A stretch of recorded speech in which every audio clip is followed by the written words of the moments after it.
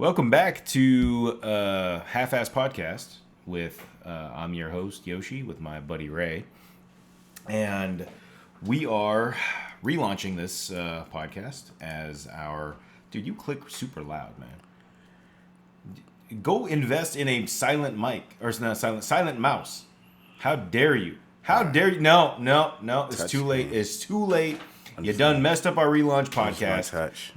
No, don't touch it. Click.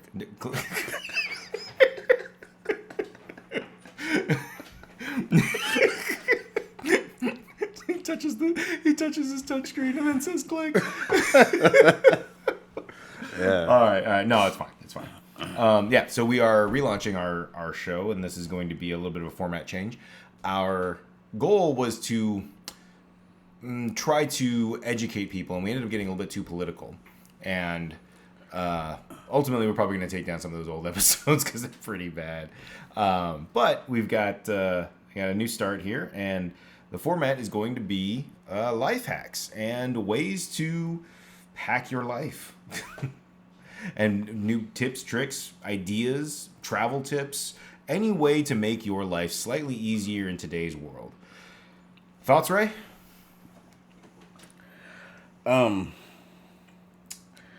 Well, I'm digging the format change. I'm waiting. I'm looking forward to see how everyone enjoys it. Yeah. I don't think you'll enjoy it. I know you will, because that's just the way we roll around here. Yeah, that's true. If you don't like something, we'll make you like it. Absolutely. Absolutely. You have no choice in the matter. It just is what it is. Yeah, everybody listening is like, the fuck are they talking about? We're talking about everything. Oh, I'm sorry. We're also going to keep swearing to a minimum. So that was the last F-bomb. And I'll probably edit that out. So it might sound a little weird, but it's fine.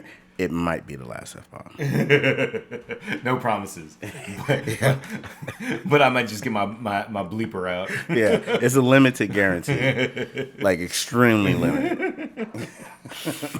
Yeah, no kidding. Yeah. So any ideas on things that people can look forward to coming after our relaunch?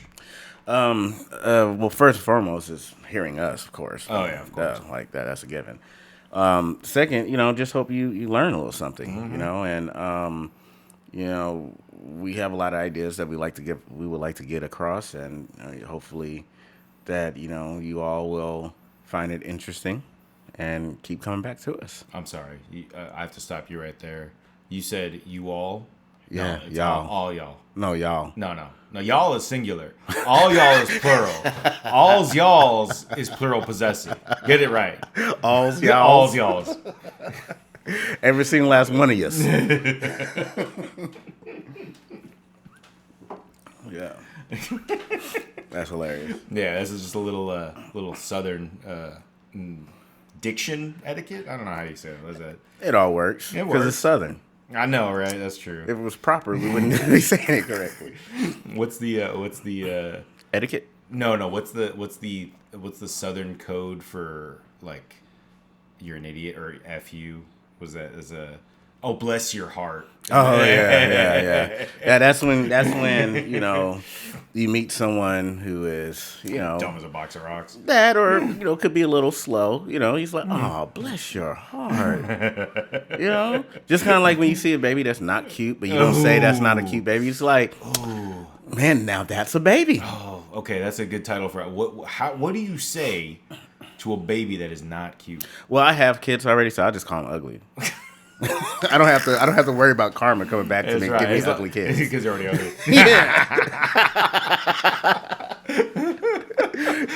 Because it already happened. I don't have to worry about it. I don't have to worry about it anymore. It's cool. Oh, man. So you gotta be honest. The only time I won't is like first time parents. Oh yeah. Because it's very special. We all remember those times. So with them, it's like, oh, what a baby. What a baby. Good job, you guys. A baby. That's a A for effort. Yeah, Don't say that. That's a terrible thing to say to a new mom. Now that's a baby. Now that's a baby. Yeah, look at that little fella. That is a child. You have created life. Yeah, Congratulations. Good job. But if they had a couple kids before and they were like, don't you think my baby's cute? Like, no. Maybe in a few years. Or when they get past that newborn stage, that awkward newborn stage. Yeah. God, they all look so weird when they're newborn. Oh yeah, when they're fresh out the womb. Yeah, they look like an undercooked pizza. All doughy and red. Yeah. Oh man. Oh, that's a terrible visual.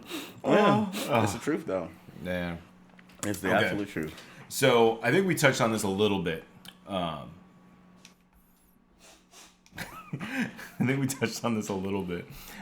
Before with travel tips. But seeing as how we're coming up on the holidays again, happens every year. Yep. People are going to be wanting to travel, and all y'all people are going to be spreading disease and destruction across the country. I mean, if you have to travel, fine. Just keep me out of it. But let's go over our kind of who's who and what's what of traveling. Okay. Where do you want to start, Ray? Let's start with. My thing is always rental cars. Oh, yeah. Okay. My thing is always rental cars, and the reason being is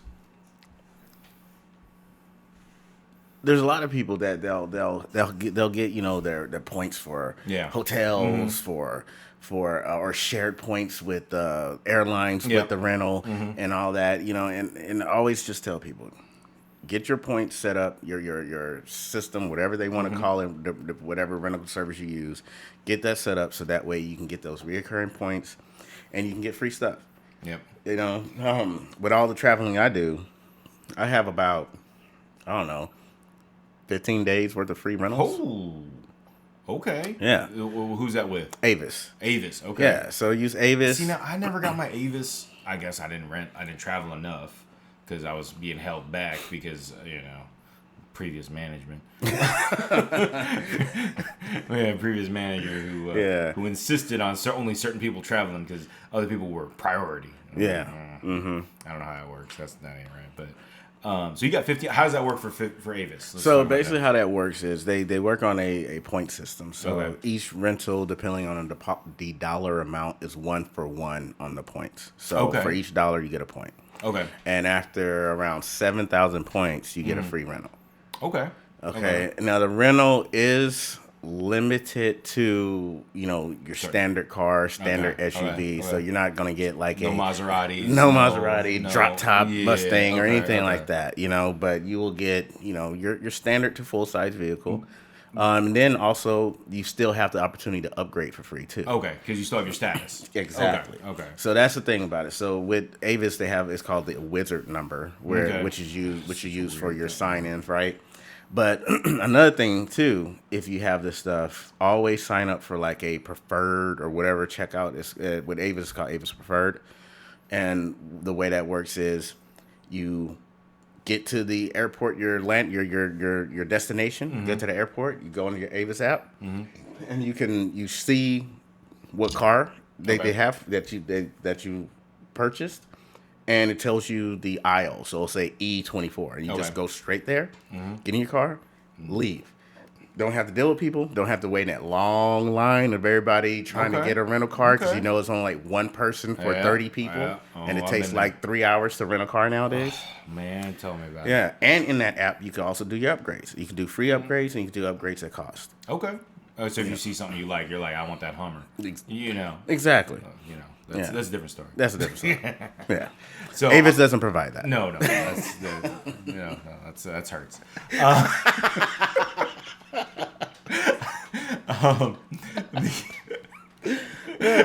Big facts. So I'm going to counter your point, or not counter, but I'm going to add to it. So I left. So Ray and I used to work for the same company, but I don't work there anymore. And my new company was super into national. Okay, so Avis is the way Ray just described it. I'm going to describe national as how do I describe this? Like Avis is like super specific. You got to go to that car and you can get that upgrade and you can do this and it's cool, right? But it's like, okay, that's in one spot. And then you got to go, if you upgrade, it's in a different spot, the other side of the place, whatever, blah blah blah. National is like the lifeguard at the pool that's just trying to make sure nobody drowns, and they're like, we don't really care what you take. It's like this side of the aisle, that side of the aisle, whatever. It's like, hey, okay, if it's parked in this executive aisle, go. And you're an executive, go ham. You know, get whatever you want. And they have Emerald, and they have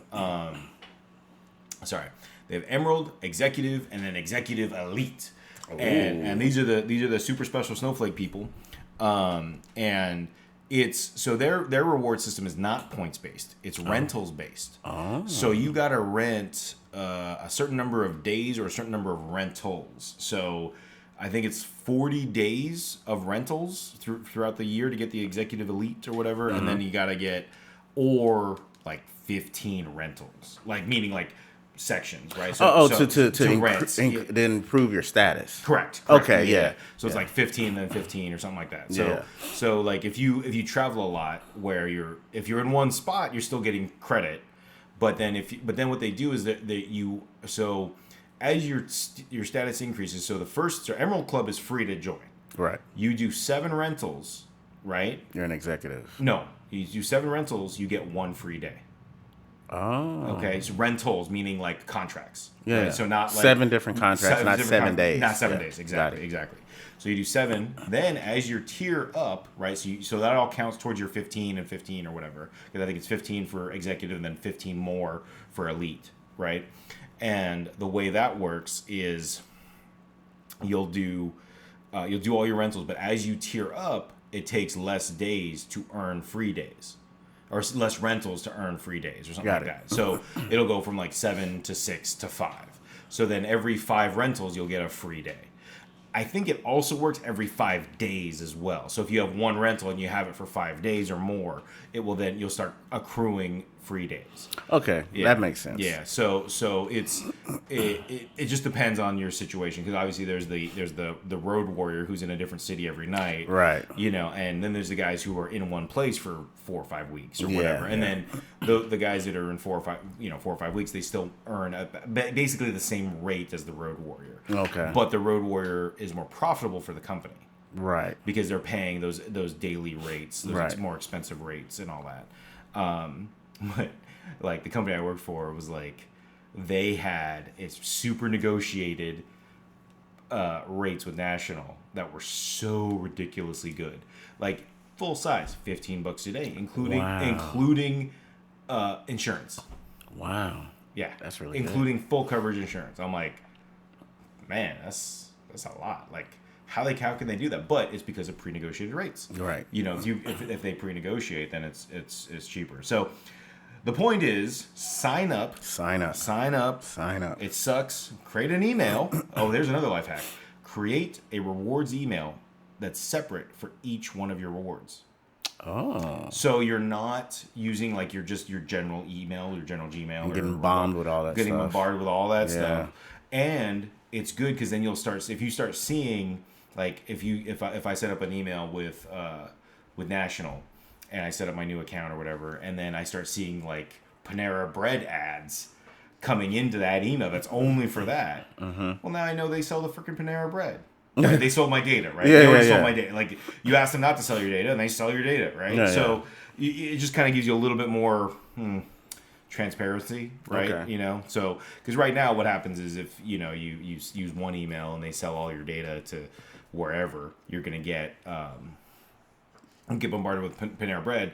Well, Panera Bread might have bought it from 3 different vendors, right? You don't know who they got it from, right? Not to say that anything bad about Panera. Panera's great, and I'd love for them to be a sponsor of this show. Yeah, they're delicious. They're freaking amazing. Yeah, just like National and Avis and fuck hurts. F-bomb number 2. I've tried. I got they're pretty good. Yeah, you did. Yeah, you went through a whole spiel before you did it. Yeah. But yeah, so yeah, definitely sign up for this stuff. Mm-hmm. And even if you work with a company that has you travel, a lot of companies allow you to use your membership, so you can take advantage of it. So make sure to do that, because the company does nothing with this stuff. No, so you use it, take advantage of it, so that way when you go on your own personal vacation or whatnot, you have free rental cars You'll have points for hotels. You can get free flights to get there. You know, so it's really worth it. If it's, you know, especially if you travel a lot. Yeah. Yeah. If you don't travel a lot, I'll just say it's worth it just so that way you don't have to be in that line. I agree. So even like with National, Emerald Club is free. Like you don't have to do nothing, and you just go straight to the Emerald. You may not get the best top cars or anything on, but you're not waiting. You're in not line. waiting it's in a worth line. It is bad. Man, it's worth it. You know who the worst is on rental cars? Enterprise. Yeah. Enterprise is the worst for lines. Yeah. They have really good customer service. Their people are really nice and really professional. But I really don't care when I've been traveling for the last 25 and a half hours, and this guy's like super cheery and all that, and he's like wants to help me to my car. I'm sorry, I don't care. Yeah. I want to get in the car. I want to go. I want to go. I don't want to spend any more than 10 minutes. And I do not want to be upsold on the insurance or this, that, and the other thing or whatever. Just hear your car, click your buttons, and let me go. Let's go. Yeah. And that's why we stick. And sorry, not to bash on Hertz. Hertz does have a really good system, but Hertz does not have an out of the gate preferential treatment system. Like they will.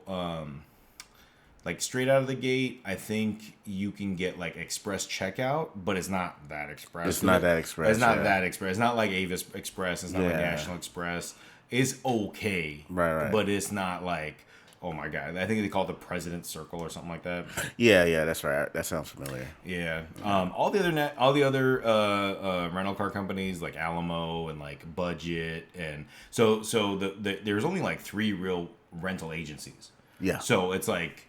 Hertz is one. Avis owns Budget, yep. And one other one I forgot. And then National, Alamo, and Enterprise are all the same fleet. What about Sixth? That's a German-owned company, and they are absolute trash. They are. They are not. Their prices are good though. Their prices, they're real good. So they're like Spirit. Spirit Airlines. Oh, they are the Spirit Airlines. Okay, so I rented from Sixt once, Sixt, in Germany. And okay, let me give you a for instance. All right, so I booked the rental for like 8 a.m. Then like to arrive at 8 a.m. in Germany. Okay. Ultimately, my flight didn't get me there till like 2 o'clock in the afternoon. Okay. Any other rental car company would that leaves that open for you it's the not whole day? Not a problem. Not a problem. Yeah. Sixt was pissed at me. They said we only hold it for 30 minutes after your arrival time. Huh? Exactly.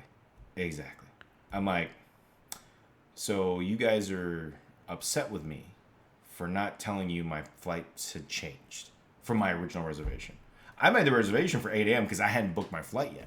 I was like, well, every other rental car company on the planet. Yeah, you would never think that. It's like 8 a.m. Cool. All right. That means if I get in at noon, whatever. Yeah, flights get at 6, flights 7, get 8. Delayed all the time. All the damn time. All the time. Yeah. Right? So is that like, how am I supposed to, like, now, in this situation, I'm just trying to remember how it worked. It was when I was in Ireland. I went to Ireland for a wedding, and then I went from Ireland to Germany. And the flight that we took from Dublin to Munich was, we were originally going to take the morning flight, and then we were like, no, we're going to take the little afternoon flight or something. And it's only a 2-hour flight, super quick. So it was like, okay, no big deal, especially compared to like 10-hour flight, getting to Dublin, right? For sure. So it was just like, all right, well, what's the problem? And they were like snippy, like super pissed. They were like, and I had rented their big ass van. It was a 9-seater van. And I'm like, they're like, we don't have that anymore. I'm like, well, hang on. You made the reservation for 8 a.m. The guy didn't show up, so you just rent it? Like, I mean, I guess that was their policy. And how many people rent a 9-passenger van? Thank you. Like, that's not an often. Like, that's a niche. Yeah. You know, that's a real specific spot, right? Seriously. And yeah, so these guys were upset with me.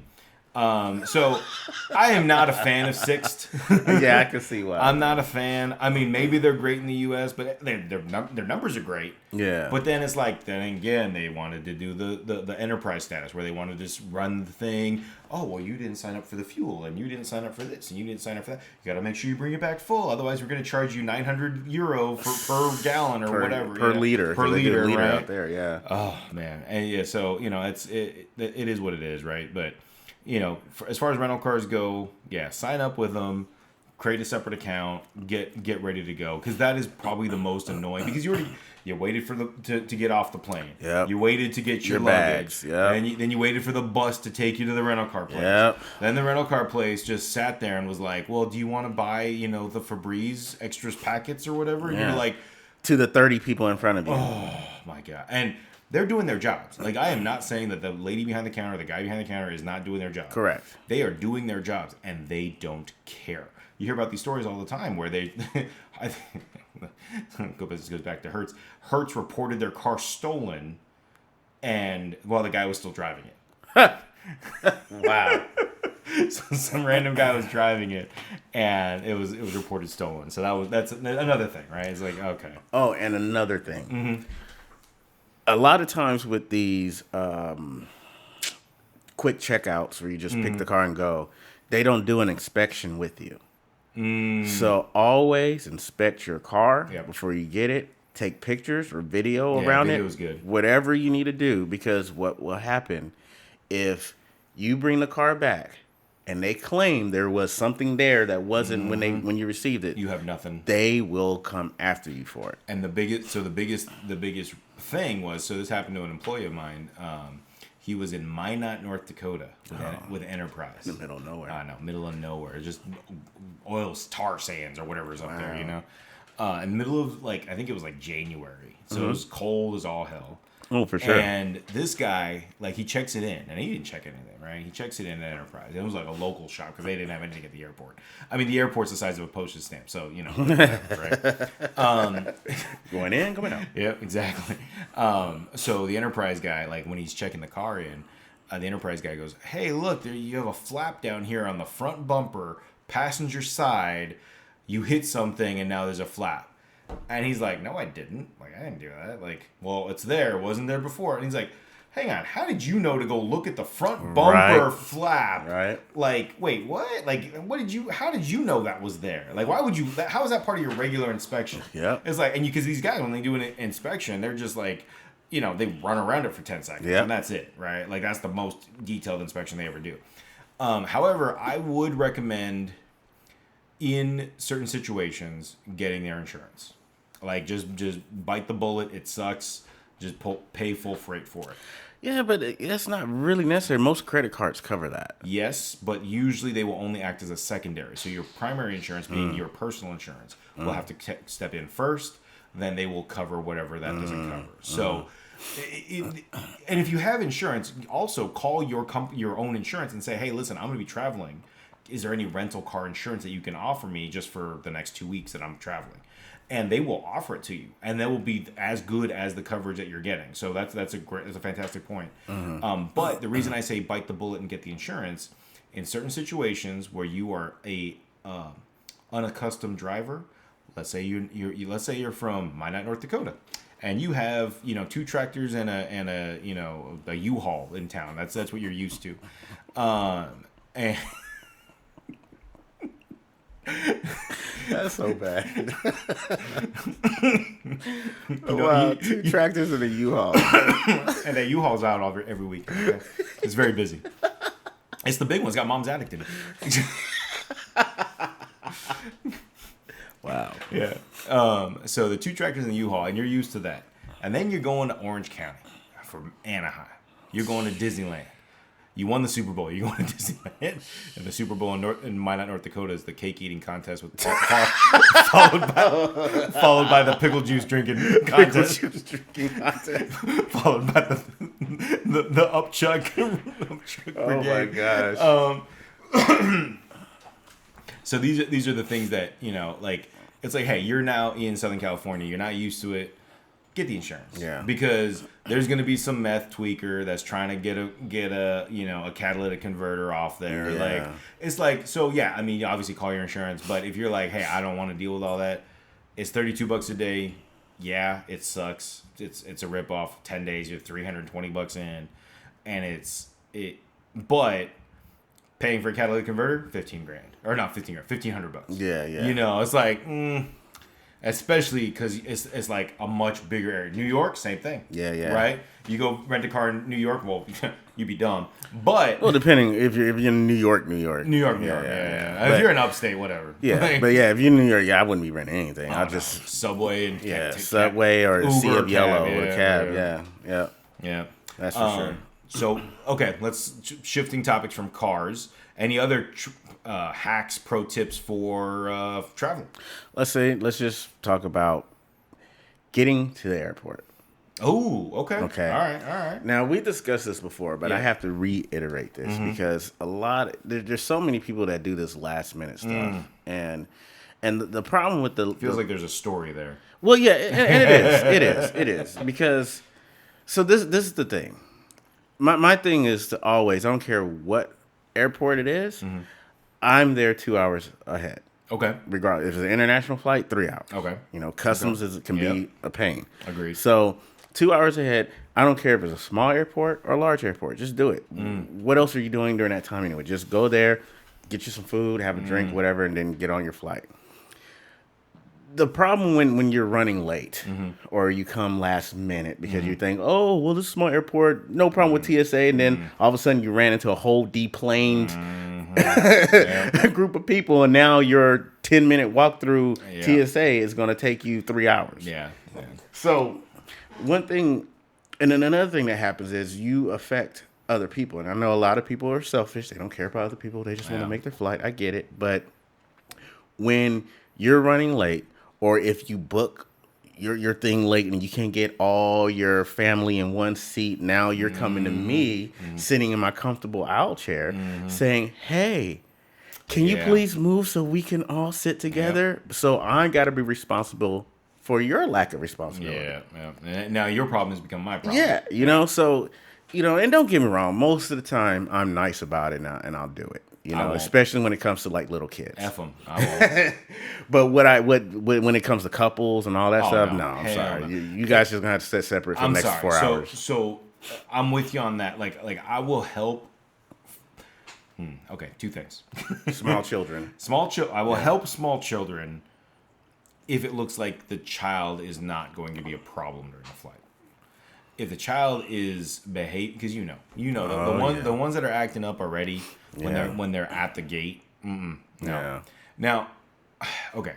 So there's two things I don't do on planes. Well, real quick, children and older people, elders. I'll help them too. Yeah. I will. I can't let Mima sit by herself. But I'm sorry. I'm a feminist, man. So. Like, if you pack your bag, you better carry that up on the overhead. You packed it, bro. You packed it. Like, if it's 55 pounds and you can't overhand press 55 pounds, that sounds like a you problem, man.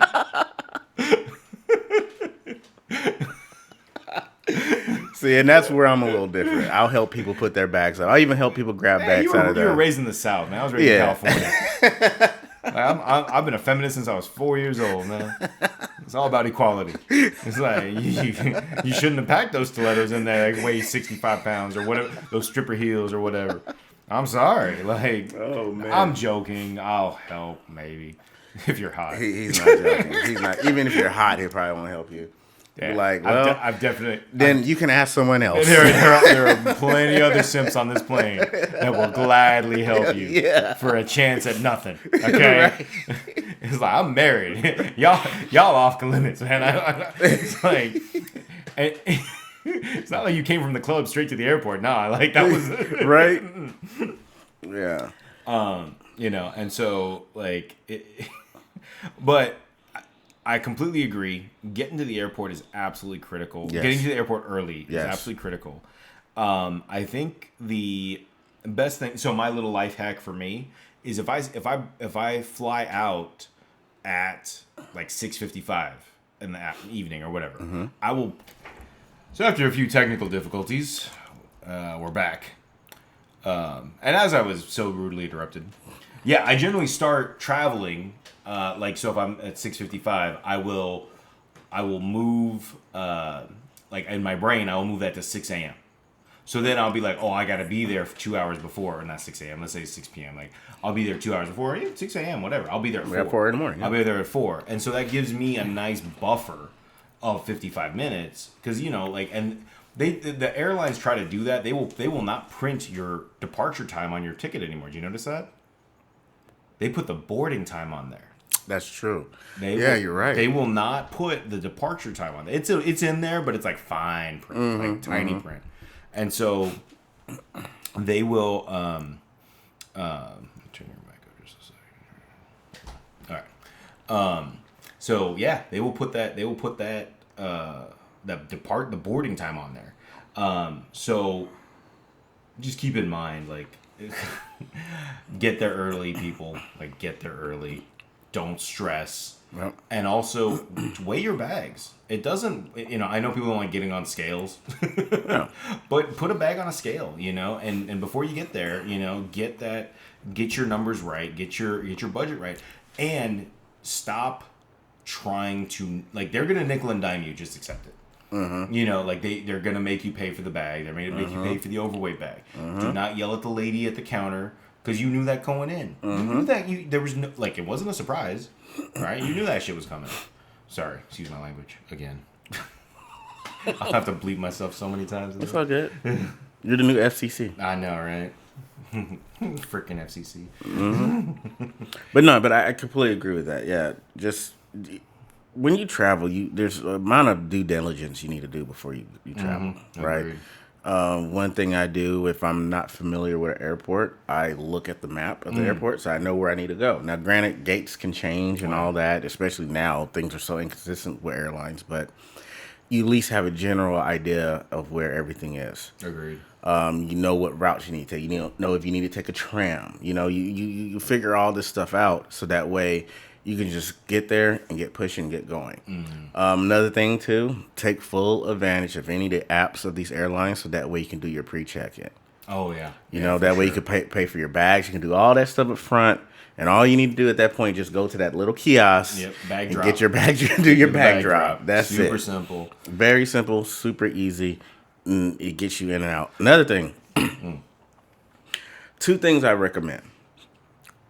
I recommend TSA PreCheck. Okay. I recommend having that. Okay. It's worth it. $80 for the year, however much it is.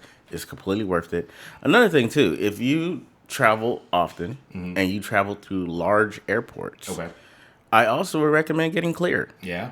Clear is like, I think it's $200 for the year. I think it's less. I think it's only like $100 a year. Yeah, but with that tied in with TSA PreCheck, you're in no line. Yeah. No line whatsoever. And also Clear works for other events, like here in California at the Staples Centers. You get access with them as well. Yep. So it's really worth it. Oh, wait, Clear works at the Staples Center? Yep. Oh. It works at venues as well. Yep. Oh, I didn't know that. Yeah. Okay. Yep. Okay. Or Crypto Center. But that's Staples Center. That's a Staples Center now. Yeah, it's Crypto.